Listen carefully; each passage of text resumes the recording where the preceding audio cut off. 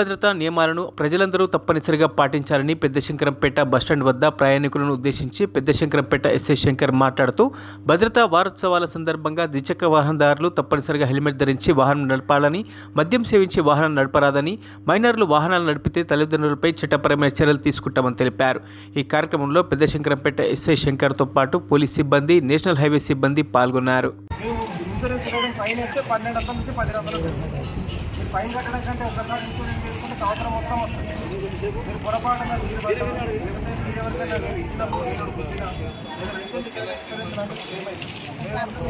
Hostel నుంచి claim చేసుకోవాలి. ఒకరోజు తాకి ₹1000 ఖర్చు పెట్టుకుంటున్నారు. అలాంటి హెల్మెట్ పడడానికి ఇబ్బంది, మళ్ళీ ఇన్సూరెన్స్ చేసుకోవడానికి ఇబ్బంది. ఇవన్నీ పెట్టుకోండి.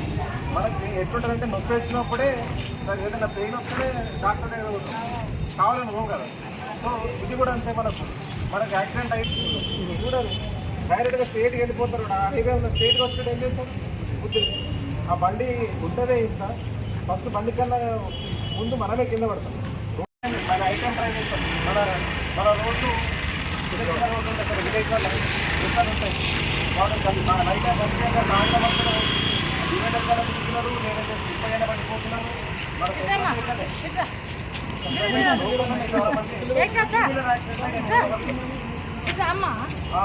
యాక్సిడెంట్ అయి చనిపోయిన వల్ల ఎక్కువ మంది హెల్మెట్ లేకపోవడం వల్ల జరుగుతుంది.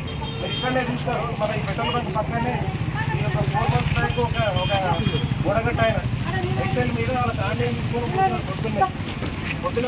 మరిన్ని అప్డేట్స్ కోసం మా ఛానల్ని సబ్స్క్రైబ్ చేయండి.